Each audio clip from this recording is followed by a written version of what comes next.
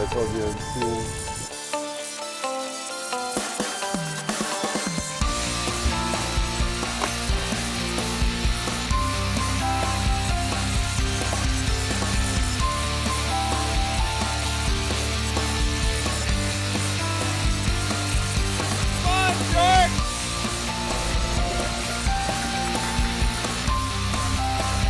He doesn't come out.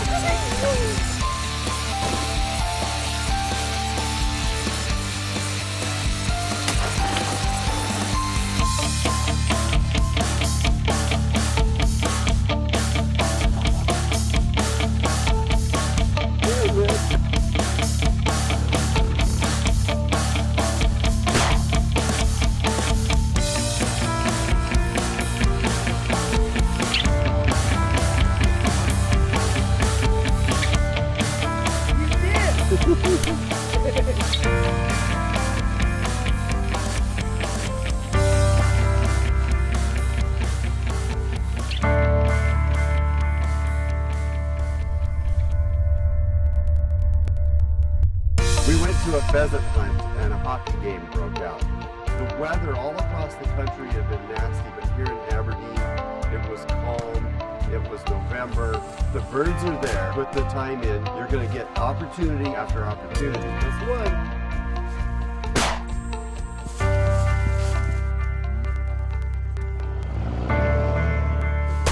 Oh no, and that's a rooster. Limited.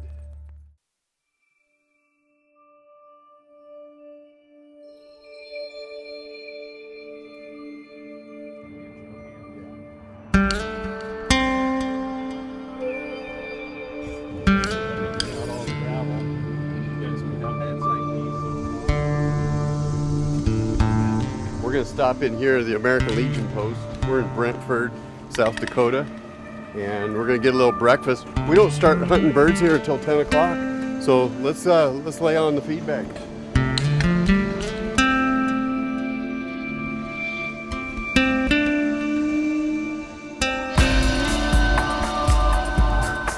We went to a pheasant hunt and a hockey game broke out.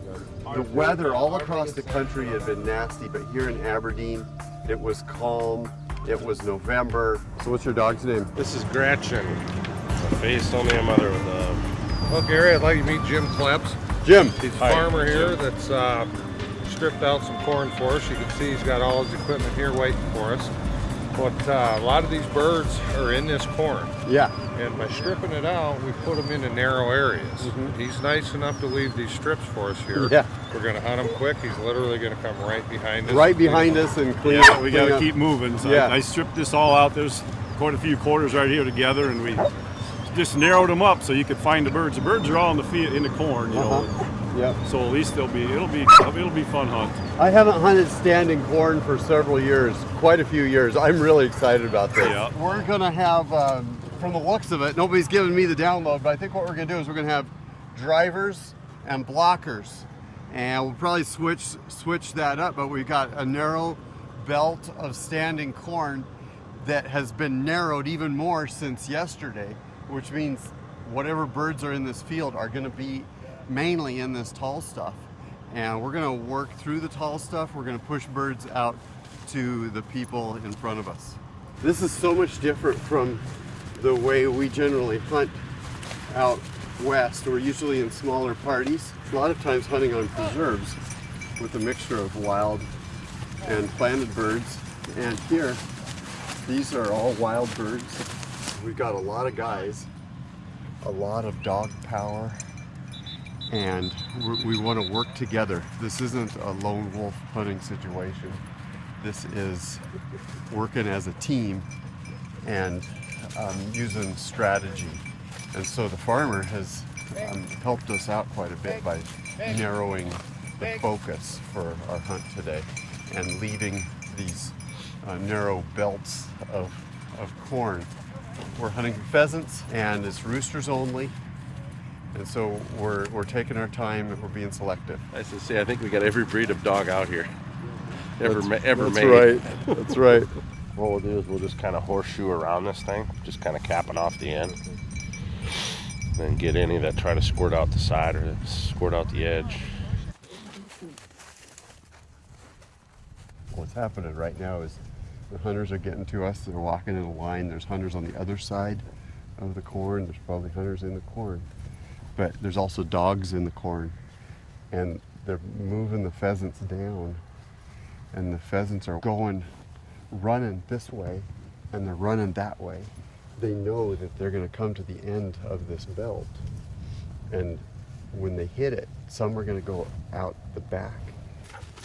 And one just got shot right there. These guys here that are walking are just a little bit ahead of the actual hunters in the field.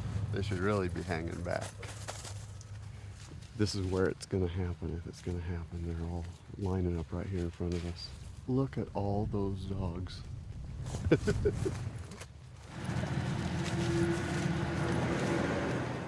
Out in the cornfield, there's a combine, and it's doing the same thing.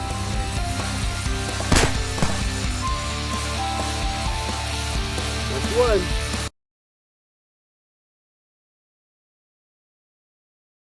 If you've ever been to a hockey game, you've seen the Zamboni. It's that big machine that refreshes the ice between periods of play. Out in the cornfield, there's a combine, and it's doing the same thing. You know anybody that does any fly fishing? Yep. They love these feathers right there. They love those blue feathers.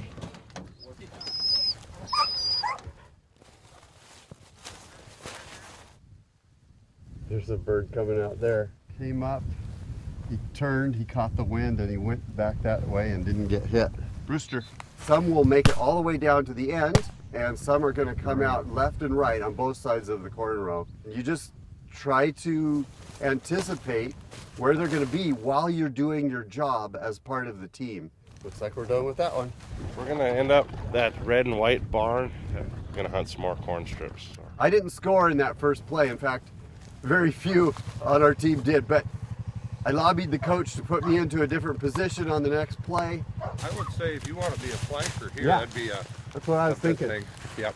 Yep. He put me down on the end of a corn row where I could work back and forth along the edge and try to anticipate where the birds are going to go. I'm going to walk up the left flank. In Brown County, South Dakota, they have a thing they do called Rooster Rush, and on opening weekend, they turn out 100 pen-raised roosters out into the wild bird population, and each one of these 100 roosters is wearing a band, and one of those bands represents a chance to win $1 million. Kicked a few more out of there, nothing in range for me. But the sun's coming out now. And we've got a lot of day left. I want to be on the downwind side this time. The scent is right for the drive this time. The dogs are picking up the scents already, wanting to go on point. And we're on the downwind side this time, walking in a wheel line from the combine.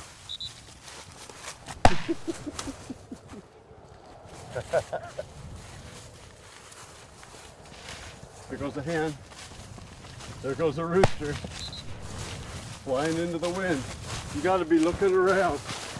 So far I haven't had one bird within range of my gun yet. Rooster, they are all going the other way. Well, I got that one.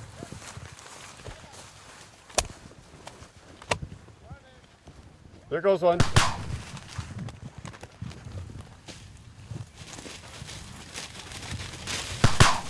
Wow. Right there. There goes my bird. And that's one. Thanks. It's got roughed up fast. Yeah. Well, my first South Dakota pheasant. Thanks, Dennis. Yeah, you bet. I had one come up within range. All the rest were going the other way, but it's warming up. It's feeling good. From our cornfield hunts, we headed in and did some prospecting in some CRP lands. Now we're hunting grass instead of corn. It's a lot like what we did before. And since I'm standing right here, I think I'm going to take either this flank or go inside. But man, we got a lot of cattails here. And pheasant love cattails, so this could be interesting. We'll see what happens. And we're in the right spot for wind. Those birds are a little higher than I wanted to shoot at. Oh, he's down. We got him. We're gonna have to send the dog in on that one. Ooh. Bird, bird.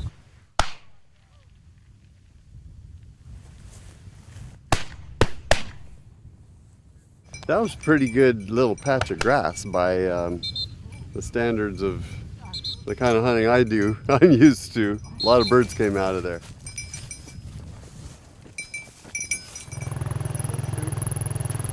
Looks like we're using the action of this combine to move birds through this belt of cover. And we're going to surround it.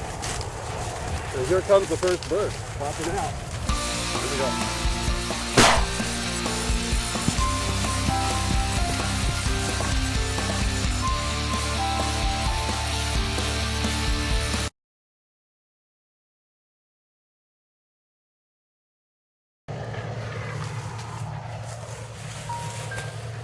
What we're doing here is we're just moving place to place, and we got a fast pace, lots of things going on, and you kind of got to read each other's minds a little bit, body language, because there's so many people here, not everybody's getting the word, but we're going to follow along and try and wing it and get back in the game here. Here we go.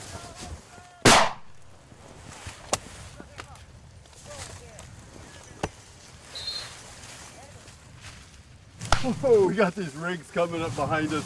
We got to get these pheasants out of here. There goes one right now. Could be another one. There's this real sense of urgency on this hunt.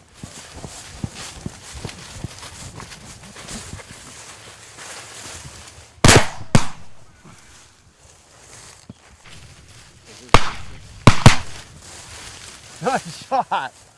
Well, that's different.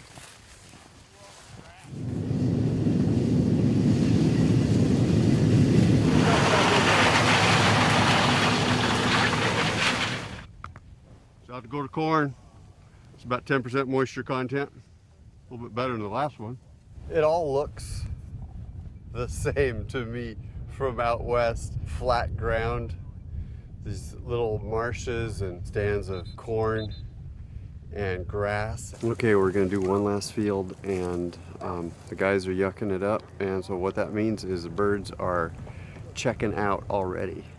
And so you start slamming doors, you're laughing, you're making a lot of noise, and birds start squirting out. If it doesn't matter to you, well, hey, it doesn't matter. It's a long season, a lot of opportunity here, but you can really learn a lot by watching these guys that have done it, and then watching the guys that are new to it. You can always learn from a bad example.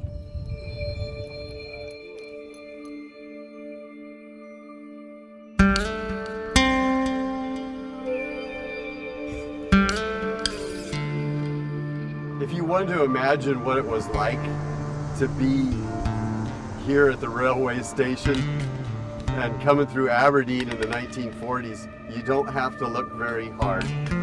They're just as hospitable today as they were back then, and they're just as glad to see you.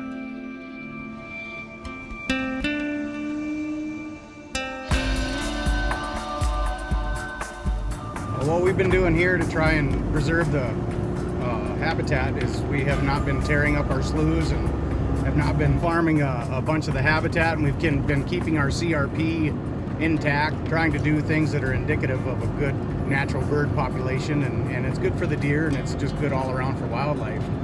And I realize that a lot of people in the area have been, they've been taking their CRP out, and they have been trying to farm their wetter ground and burning off their sloughs, and they're trying to farm every square inch that they can, and so we've been trying to find a happy medium or a decent balance between the two, so that we can ensure hunting for like my sons and my friends and the future generation. So I'm doing the best I can. One of the reasons that CRP is disappearing here in South Dakota is the payments, the CRP payments were like say $75 or $100 And the cash rent out the farm ground to bigger farmers, they're cash renting it from $150 to $200 an acre and sometimes more. So I mean, it doesn't take much to figure out that it's a whole lot better business to farm it than it is to leave it in CRP, and you know, hence the loss of all the acres. We're here. It's going to be amazing. Okay, what we're going to do is we're going to actually walk up to the corn. We're going to walk up the corn because there's some shorter corn in here, and I want to block off where it gets taller, almost even with that other stuff. Okay. Walk this to till it stops with the other stuff. Yep. I'll have you just go right down the middle. Casey, you on the left, and then you on the right-hand side, and then we're going to walk up here, and like I said, where the corn evens up with the other ones, because I noticed this corn is really fallen over from the wind, and we'll get up to where the birds will flush, and they'll flush where the corn starts we'll breaking just be over. really quiet. Yep. And just sneak on up. Okay. Birds are bumping out from the other group, so they're probably, I don't know, 300 yards ahead of us there, pushing this way. Hopefully they'll run some birds right into us.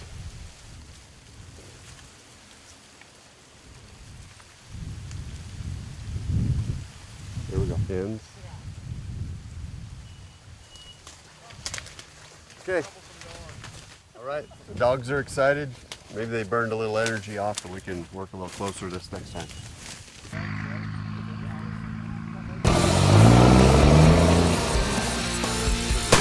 Oh, nice. And there's a rooster. Limited.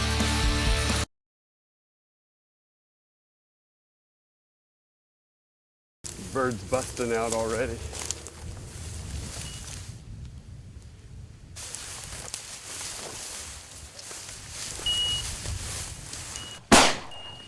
Shot and missed.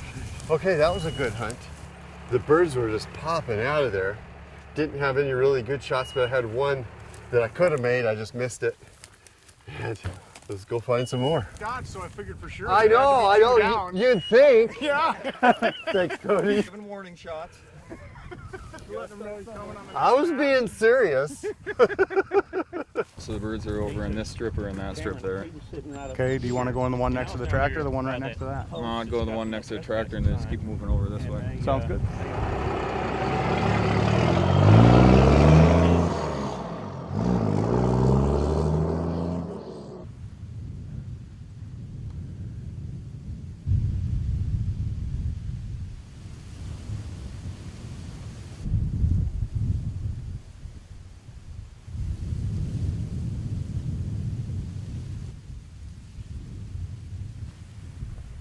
There's a bird.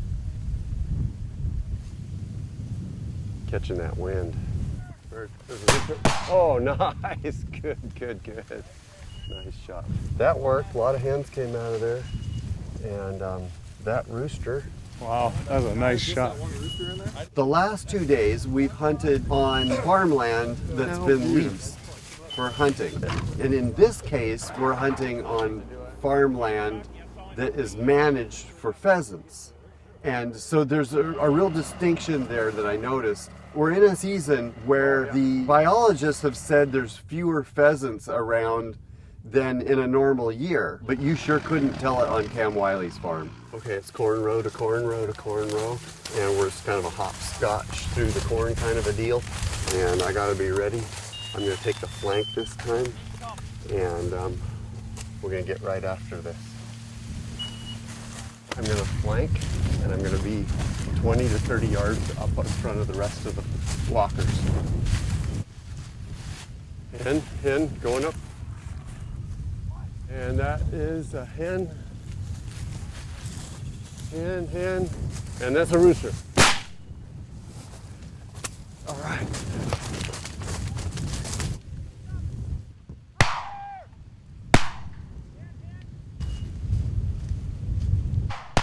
Oh, hen. There goes a rooster, and it's down. Okay, I just shot a nice rooster, and it probably crashed about here. So let's walk in and see if I can find that thing. There's another one that's hard to back. Yeah. Get the dogs over here. Yeah, I saw that one. Hens are popping out, And then this rooster came out and I got a shot on it and it dropped down into the brush.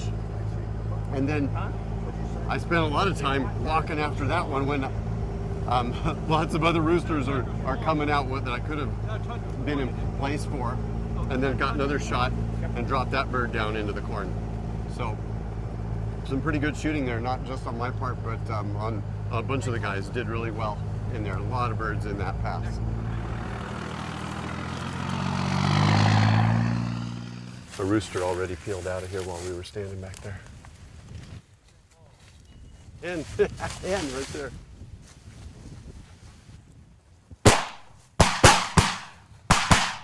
Oh man, he got away.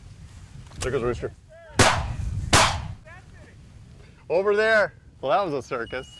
We were pushing all these birds out of the cornfields, and we noticed out of this last bunch of corn that the birds were just piling into this grassy area.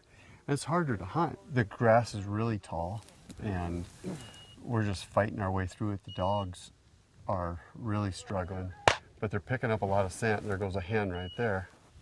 And that guy was almost on it. There goes another hen right there. And here comes another hen popping up. And there's just a lot of birds in this field. How many you got on you? I'm carrying two. It's a spirit of abundance in South Dakota. That makes 21, boys. We're all done. Limited. The birds are there. Put the time in. You're going to get opportunity after opportunity. I think I'll have a sandwich. If you want to make a pheasant sandwich, you take 3 cups of chopped pheasant. You take 2 hard-boiled eggs and chop that up, and add to that 2 carrots grated, and half an onion, sweet pickle relish, and salt and pepper. Mix it with mayonnaise and spread it on buttered bread.